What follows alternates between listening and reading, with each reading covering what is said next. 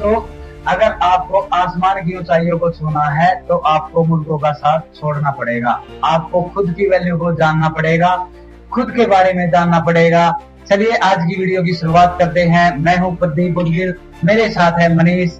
जय श्री राम, जय बजरंगबली। जय श्री राम, जय बजरंगबली। दोस्तों, आज की वीडियो बहुत ही इंटरेस्टिंग होने वाली है। आज की वीडियो में हम बात करेंगे आपकी खुद की वैल्यू के बारे में। आपकी वैल्यू 10,000 है, 20,000 है, 1 लाख, 1 करोड़ नहीं। आप सिर्फ वैल्यू लगा सकते हैं सिर्फ और सिर्फ वस्तुओं की। जैसे कि कोई कार डीलर वैल्यू लगा सकता है सिर्फ और सिर्फ आपकी कार की। कोई एजेंट आपकी घर की वैल्यू लगा सकता है, 1 करोड़ की है, 2 करोड़ की है। लेकिन दुनिया में ऐसी चीज है जिसकी कोई वैल्यू नहीं है, बहुत ही कीमती चीज है, वो है सिर्फ आप। आप खुद की वैल्यू को पहचाने, आप कुछ भी कर सकते हैं। चलिए आज की वीडियो बहुत ही इंटरेस्टिंग होने वाली है। अगर आप चैनल पे नए हैं तो चैनल को सब्सक्राइब कीजिए और बेल आइकन दबाइए ताकि हमारी कोई भी इंटरेस्टिंग नई वीडियो आए तो आप तक पहुंच सके। बिल्कुल आपने सही कहा है कि खुद की वैल्यू जानना जरूरी है। जैसे कि आपने कहा कि कार की वैल्यू आसानी से कार डीलर लगा सकता है, और हमारी वैल्यू कौन डिसाइड करेगा? कोई बाहरी पर्सन हमारी वैल्यू डिसाइड नहीं कर सकता है। तो हम ही सिर्फ अपनी वैल्यू डिसाइड कर सकते हैं। हम ही देख सकते हैं हमारे अंदर कि हम क्या है। अगर रिच पर्सन को देखोगे, वो भी इंसान है, उसकी वैल्यू हाई है। वैल्यू हाई होने का मतलब है कि उसके अंदर कॉन्फिडेंस है, जज्बा है, जुनून है किसी भी कार्य को करने का। आपके अंदर वो चीज क्यों नहीं है? इन चीजों को फाइंड आउट करना ही इसका कंक्लूजन हमारा वैल्यू होता है। आई थिंक मैं ठीक, बिल्कुल सही कह रहे हो। मेरी सोच ये है कि खुद की वैल्यू जानना बहुत जरूरी है, क्योंकि दूसरों पर कमेंट करना कितना आसान होता है, दूसरों के बारे में जानना कितना आसान होता है, लेकिन खुद के बारे में जानना बहुत ही मुश्किल कार्य है। चलिए आज की वीडियो में हम बात करते हैं। लास्ट मंथ हमने अबाउट 100% सर्वे किया है, जिनमें से 6% का जवाब बहुत ही इंटरेस्टिंग और चौंकाने वाला था। जिसमें हमने पूछा कि आपकी वैल्यू क्या है। अलग अलग पर्सन से अलग अलग बात पूछा हमने कि आपकी वैल्यू क्या है। सबसे पहले का जवाब आया कि मेरी वैल्यू 10,000 रुपए है, मैं 10,000 रुपए महीना कमाता हूं। मुझे अभी भी याद है जब हम 6 बजे कंपनी के सामने खड़े हुए थे, काफी सारे पर्सन में से वो एक पर्सन था जिसे हमने पूछा कि आप पर मंथ कितना कमा पा रहे। उन्होंने कहा था कि मैं 10,000 कमा पा रहा हूँ। उन्होंने कहा था कि मेरी वैल्यू सिर्फ 10,000 है, यानी कि उन्होंने खुद को 10,000 में सीमित कर लिया है। यानी कि जो उनकी जो वैल्यू है सिर्फ वो 10,000 है, उससे ज्यादा नहीं है। यानी कि उन्होंने अपनी बाउंड्री सेट कर रखी है, उन्होंने अपनी बाउंड्री डिसाइड कर ली थी। बिल्कुल सही कहा आपने।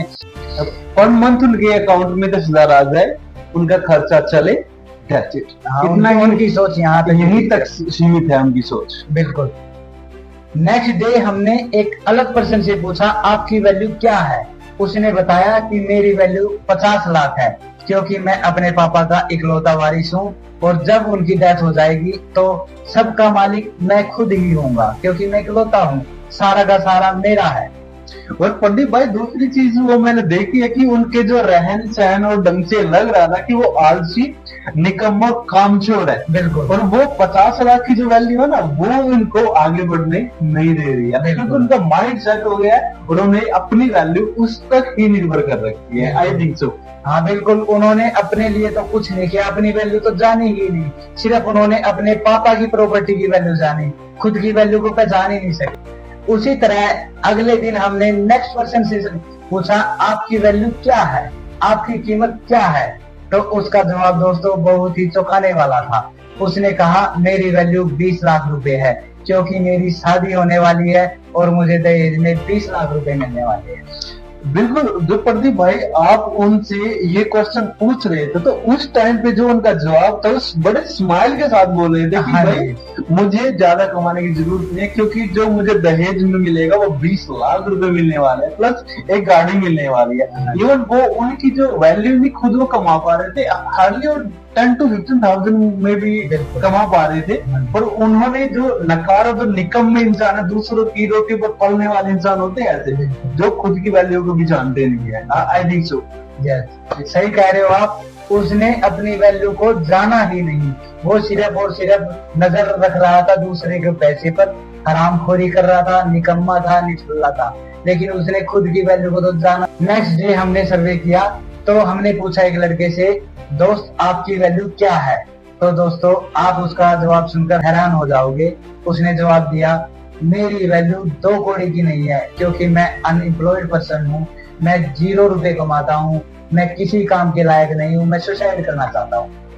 और तो भाई वो पर्सन जो बस स्टैंड के आसपास, आई थिंक मे भी आप उसी की बात कर रहे थे, बस स्टैंड के पास खड़ा हुआ था और जिनका जवाब आया था कि मैं अभी अभी नौकरियां जहाँ पर लिखा हुआ था वहीं पे अभी भी मैं अपना रिज्यूम देकर के आया हूँ और मैं पिछले 7 से 8 महीने से धक्के खा रहा हूँ, मेरी कोई जॉब नहीं लगी है। और तो वो कह रहा था कि मेरा मन कर रहा है कि मैं सुसाइड कर दूं। इसी के चलते उसने खुद की वैल्यू 2 कौड़ी की लगा दी। हाँ, तो इसी वजह से मीन्स उनको इस प्रकार के पर्सन का जो है उनको सिर्फ डायरेक्शन की जरूरत है, उनके पास गाइडेंस नहीं है।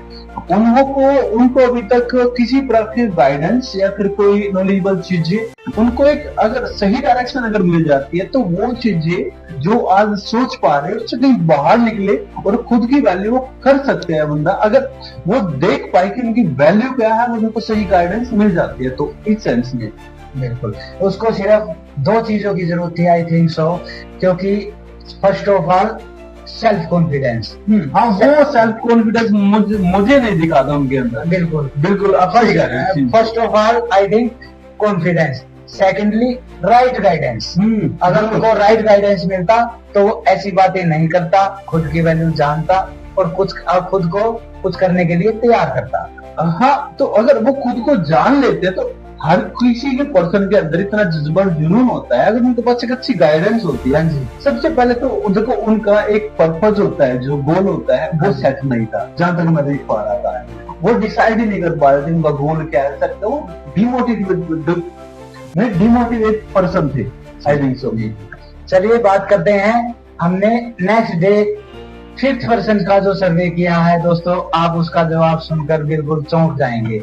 मैंने पूछा, दोस्त आपकी वैल्यू क्या है, आपकी रियल वैल्यू क्या है?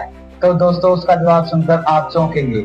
उसने ने बोला, आप मुझे किडनैप कर लीजिए, आप मेरे घर वालों से पैसे मांगिए, मेरे घर वाले मेरी वैल्यू को बता देंगे कि मेरी वैल्यू क्या है। वो जितने पैसे आपसे मांगेंगे आपको पता लग जाएगा मेरी वैल्यू क्या है। आई थिंक मे बी जब हमने उनसे पूछा था कि आपके मुझसे फैमिली बैकग्राउंड क्या है और उनका और फैमिली में कितने मेंबर्स हैं, तो उन्होंने बताया था कि हम 2 ब्रदर्स हैं और 1 सिस्टर है। और उनके फादर का गैराज था, गाड़ी का गैराज था उनका। तो वो स्माइल करके कह रहे थे, यानी कि वो अभी तक भटके हुए इंसान थे, उनको खुद की वैल्यू का पता ही नहीं था कि उनकी खुद की वैल्यू क्या है। मींस तभी मैं देख पा रहा था कि ठीक आप वो मुझे किडनैप कर लीजिए, फन में भी वो बता रहे थे, यानी कि उनको ये पता नहीं था कि मैं कौन हूँ, मेरी वैल्यू क्या है, मैं कर क्या सकता हूँ, मुझे करना क्या, वो सारी चीजें उनके पास नहीं थी। आई थिंक वो सोच रहा था कि मैंने उस परिवार में पैदा होके उनपे एहसान किया है। हाँ, आई थिंक बिल्कुल वो लापरवाही इंसान थे। हाँ दोस्तों, इस धरती पे कोई भी जीव किसी ना किसी कार्य के लिए पैदा हुआ है। भगवान ने सिर्फ किसी को यूं ही नहीं भेजा है।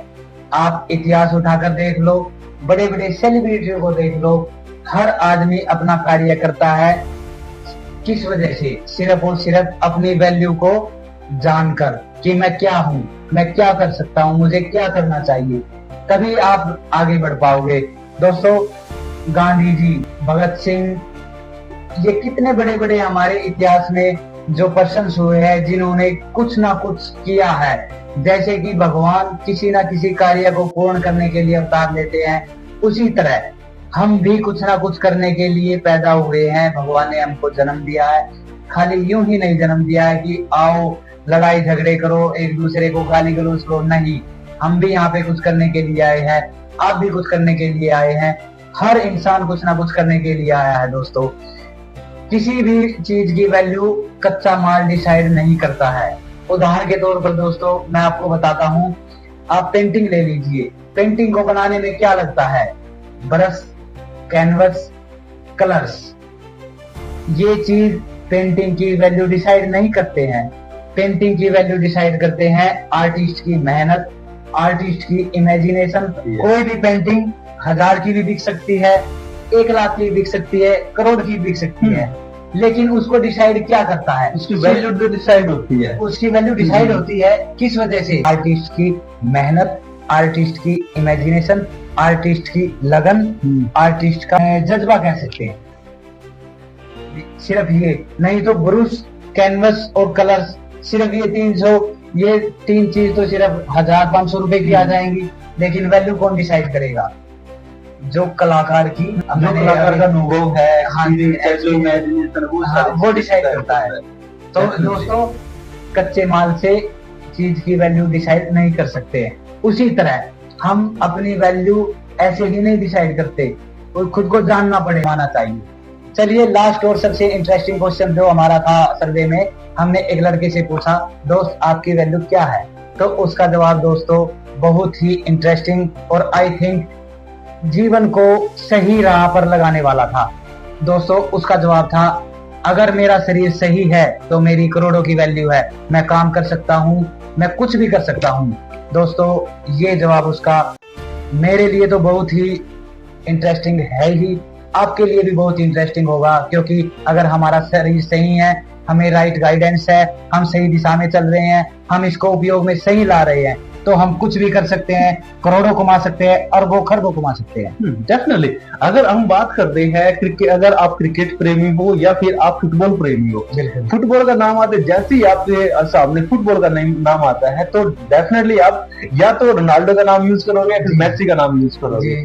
क्रिकेट की बारी आएगी या फिर आप सचिन तेंदुलकर का नाम यूज करोगे या फिर विराट कोहली का यूज करोगे, किसी और का नाम यूज नहीं करोगे, क्योंकि उन्होंने अपनी वैल्यू को सबसे पहले जाना और दूसरी चीज उन्होंने खुद पे मेहनत करी है और खुद के शरीर को पूरे लोहे की तरह तपाया है, तब जाकर के ये हो। अगर आप खुद की वैल्यू को पहचान लेते हो कि आप कौन हो, क्या हो, क्यों हो, या फिर दूसरे क्वेश्चन भी अगर हम रखें कि आपकी जिंदगी का पर्पज क्या है, कि अगर आपको इन 3 सवालों का जवाब नहीं पता तो समझो कि आपको अपनी वैल्यू का, अपनी जिंदगी का पता ही नहीं है। सबसे पहले कि आपकी जिंदगी का पर्पज क्या है, आप अपनी जिंदगी से चाहते क्या हो, यानी कि आपका एम क्या है। फर्स्ट चीज ये, फर्स्ट ऑफ ऑल दिस।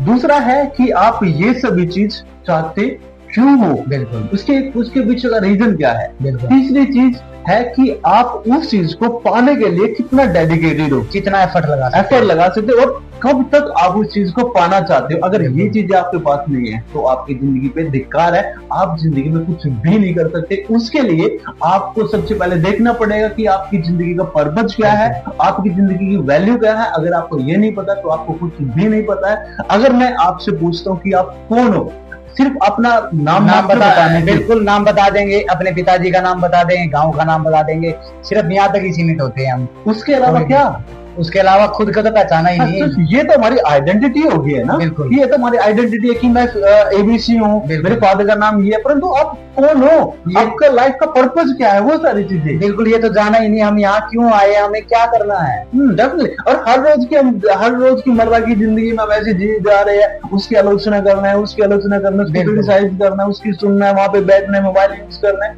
वो सारी चीजों में हम फंस करके रह गए। कुछ को उससे बाहर निकालिएगा, अगर आप उससे बाहर निकाल सकते हो। जैसे कि स्टार्टिंग में हमने वीडियो की शुरुआत की थी, अगर आप बाज बनना चाहते हो, बाज बनने के लिए सबसे पहले आपको मुर्गों का साथ छोड़ना पड़ेगा।